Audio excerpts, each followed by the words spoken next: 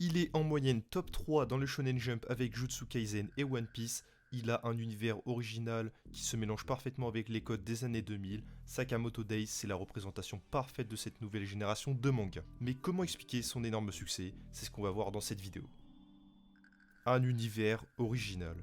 Ce que j'adore dans Sakamoto Days, c'est qu'on a des thèmes très diversifiés pour ses arcs.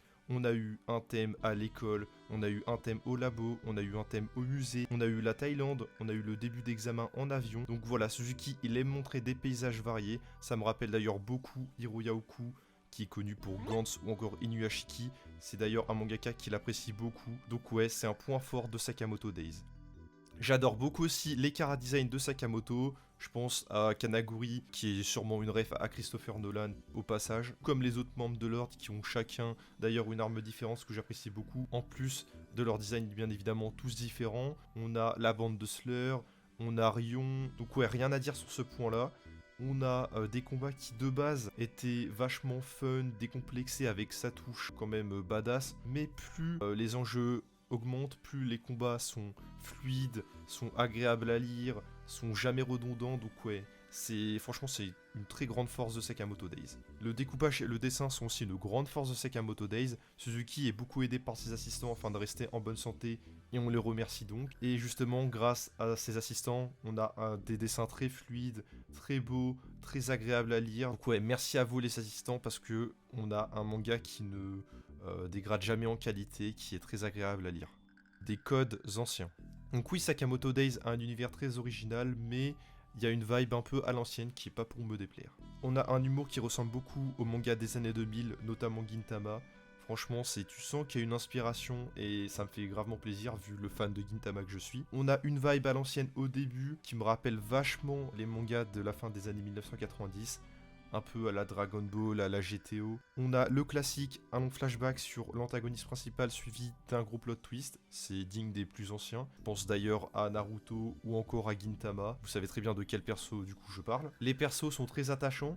Je trouve que ça se ressent beaucoup plus dans Sakamoto Days que dans les autres mangas qui sortent actuellement. C'est pas pour tirer de balle, mais par exemple dans Jutsu Kaisen, j'ai pas un attachement pareil au personnage. Je trouve justement c'est un point faible de l'œuvre, alors que dans Sakamoto Days justement, tous les petits gags qu'on a eu au début sur les persos, bah ça nous permet justement de nous attacher à eux, et quand ils sont dans des situations compliquées, de pouvoir justement avoir peur de ce qui va leur arriver.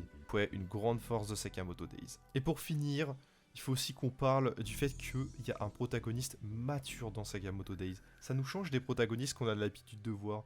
Les Tanjiro, les Itadori, les Asta, les Izuku. Ouais, c'est sympa les protagonistes adolescents, mais au bout d'un moment c'est un peu redondant. Avoir un protagoniste mature qui nous rappelle Gintoki, qui nous rappelle Onizuka, franchement ça fait grave plaisir, parce que justement ils ont du vécu, t'apprends leur vie petit à petit, et c'est beaucoup plus sympa je trouve à suivre pour l'histoire. Ouais, si je dois retenir un point fort dans Sakamoto Days, c'est sûrement le fait que le protagoniste est mature. Un shonen avant tout. Que oui, Sakamoto Days, c'est un univers original, ça s'inspire des anciens, mais ça reste un shonen avant tout. Les enjeux sont de plus en plus forts. On a par exemple l'arc de la JCC qui était assez local, puis on a eu l'arc de la Thaïlande où voilà, ça a impliqué Sakamoto, ça a impliqué Slur, ça a impliqué son groupe, ça a impliqué les membres de l'ordre. Donc ouais, tu vois, tu commençais à avoir pas mal de monde réuni. Puis on arrive à l'arc du musée, l'arc actuel où bah, t'as tous les personnages importants qui sont impliqués, et c'est sûr que bah, les enjeux vont faire qu'augmenter. Plus les arcs vont avancer, plus ces enjeux seront forts. Je pense notamment au frère de Slur, parce que c'est sûr qu'il va être impliqué sur la fin de l'œuvre. J'ai hâte de voir ça. Qui dit shonen dit intrigue simple, mais qui dit intrigue simple dit aussi univers riche en détails. Donc ouais, c'est pas parce que l'intrigue est simple que on va se faire chier. Justement, c'est tout le contraire de Sakamoto Days. On s'ennuie jamais, même les chapitres de transition sont sympas à lire.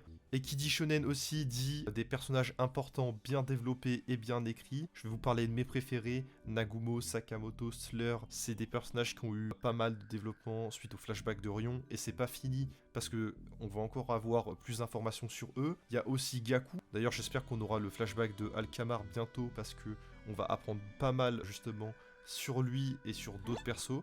On a l'ordre en général qui est sympathique à voir. On a même la bande de Sakamoto, que ça soit Shin, que ça soit Lu, que ça soit même Akira, c'est des personnages qui sont sympathiques à voir. Voilà, Sakamoto Days, c'est un univers original, c'est des codes anciens, mais ça reste un shonen avant tout.